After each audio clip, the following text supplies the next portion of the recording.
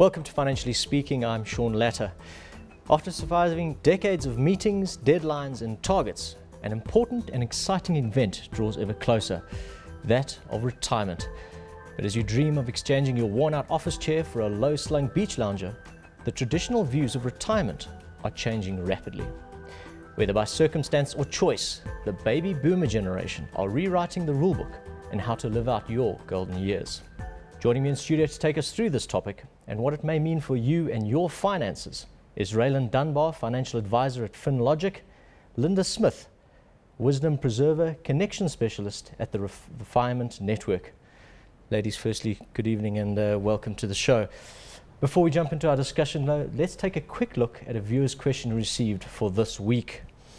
It comes from Christine in Pietermaritzburg, and she asks, retirement annuities, or my retirement annuities, mature in a few months, but I still plan to work for a few more years. What are my options? Now, I'm sure there's a number of ways we could probably tackle this question. Linda, I'm going to take from a practical point of view from you just now, but I think relative, in terms of the law, in terms of the product structures, what are the options for Christine in this event? The option really is to continue contributing to her RA if that's what she chooses to do. What's really great now is that due to changes in legislation, there's no longer a maximum retirement age that you have to retire before the age of 70. That has actually been done away with, which means as long as she wants to continue to actually work, she can continue to contribute to her retirement plan, and obviously one day when she's ready to retire, she can then do it at that point in time. So the nice thing is with a retirement plan is that once your maturity date has been reached and you decide to auto-extend or continue that product, you don't have the additional costs that you used to have during the term of your policy. So what happens is that your plan actually grows much more rapidly during those last phases before retiring, because there's no additional costs that are built into those products any longer.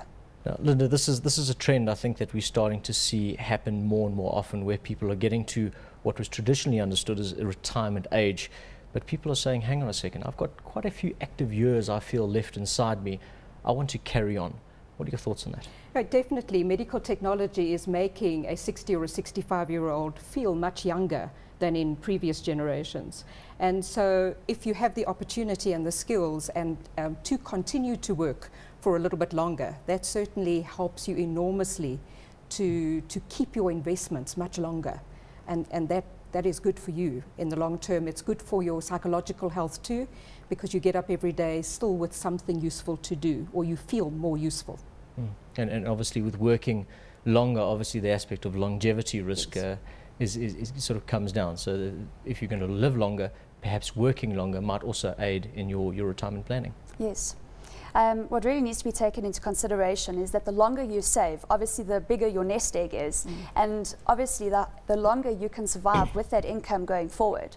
You know, a lot of people go into retirement looking at a position where they need a certain amount of income at the date of retirement, but they forget about the influences that inflation is going to have on their retirement plans going forward. So what happens is that they take a higher income up front, but very quickly can run out of money if they're in a position where they're not keeping in line with inflation, as well as running out of capital if they invested in a linked annuity, for example. Okay. Linda, I mean, we hear a lot of the baby boomer sort of generation, and I think at the forefront of this shift and this change, the baby boomers are really leading the charge on that. I think just quickly for the viewers, I mean, if we could take a quick step back, so generational gap theory, what is it? What does it mean for us, and where do the baby boomers fit inside that? The baby boomers, well, firstly from a generational theory point of view, the first 10 years of your life are extremely important from a formation of your values and attitudes towards life. And the baby boomer generation were born 1946 to 1964. So after World War II and before contraception, before the pill came into being, hence the name baby boomers. There was an enormous number of people who were born in those years. And they were born in a time that was a booming, growing economy after World War II. And so in their formative years, they had a can-do attitude. And as this group firstly has affected every life stage as they've moved through it, because they're a big generation, so they had to build more hospitals when the babies were born, more schools, more universities, and the attitude of can-do, putting a man on the moon, being teenagers in the rock and roll era of the 60s, has made this generation a continuing can-do generation. So as this generation heads now towards retirement, there is no reason to believe that they won't continue to behave in that same manner. And so many of them are feeling healthy, many of them are feeling that they want to continue and have a can-do attitude. Yeah, and very much breaking the mold on traditional thinking. Now that we're hitting, I mean, 1946 was the early date. What does it put him, 64 now? That's so correct. Pretty much on the traditional retirement age. We're on the cusp of it now. So we're on the cusp of the first baby boomers entering retirement. Okay, and like they've broken the mold in the past, so too we expect them to do this in our environment when it comes to retirement. Obviously, from a planning point of view, I mean, when we have a look at financial planning, it's very much along the numbers, it's very linear, it's very age-focused. You know, now we've got a moving target. How do we deal with this? The target is moving continuously. I mean, longevity has changed so substantially. I mean, in the last 150 years, if we have a look at life expectancies, that more than doubled over the last 150 years.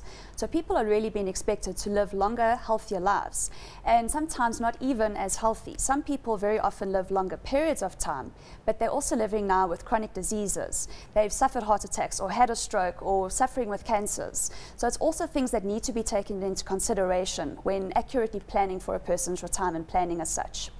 Obviously, the rule of thumb is try and work as long as possible and try and build up that pot of money as much as possible so that when you do start earning your income, you're not in a position where you have to really seriously downgrade your lifestyle in order to allow your money to continue to grow for you. From a global point of view, I mean, obviously we're in South Africa, we're part of Africa, and perhaps being seen as slightly different to the developed economies where the baby boomer generation and how companies and corporates have shifted around it is significantly different.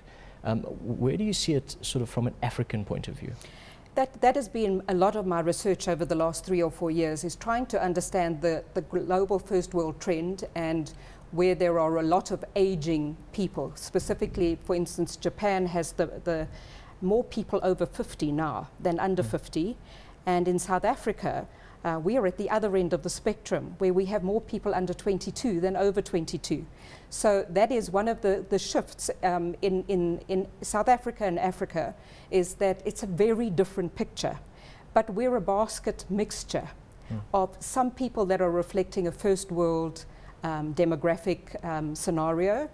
We sadly have a lot of people who will never reach retirement due to HIV and AIDS in our country. And we have a much bigger, younger population that are heading towards the workplace. And in a first world scenario in Europe, that is a huge challenge, is because there are a lot less people in the workplace. And so there are a lot of skills leaving the workplace. A lot of challenging in the first world is that many of those governments have pension schemes in place, and the people are aging and are starting to bankrupt countries. Yeah, but because of the sheer numbers of them versus the amount of taxpayers. And the longevity, the amount of time that they're staying old. Yeah, yeah, and I mean, it's a recurring theme that comes up. We're talking about longevity all the time. If we take a look back perhaps 100 years ago, I mean, the thing of retirement was really when you were no longer able to work, potentially at 60, 65, and you get given a pension just to live out the last 2, 3, 4, maybe 5 years of your life. Now we're sitting in a situation where as long as you are working, you could actually be that same amount of time in retirement. Yes. So, I mean, in terms of retirement planning, some people have the choice to potentially, you know, retire early. That's one of the challenges that I give to baby boomers that are in their 50s in this country. Yeah. If they have the opportunity to change careers and choose something that they love, they could have another 25 years between 50 and 75 if health stays on their side. So it's like another whole career. Are you seeing a lot of people taking up that challenge? Not enough. I think we're really at the cusp of the change, and so a lot of the work that I'm doing in Refinement Network is more on an education basis for people to understand that this is the opportunity that exists, and that the old paradigm of you having to stop because you're 60 or 65 is an old paradigm, and we need to ask the question, but what if I am healthy?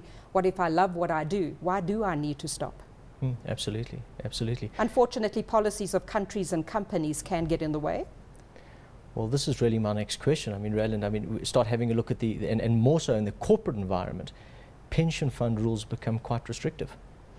Yeah, you know, with pension and provident fund rules changing over the last few years, it's really now a position where people need to be putting away in addition to that as well.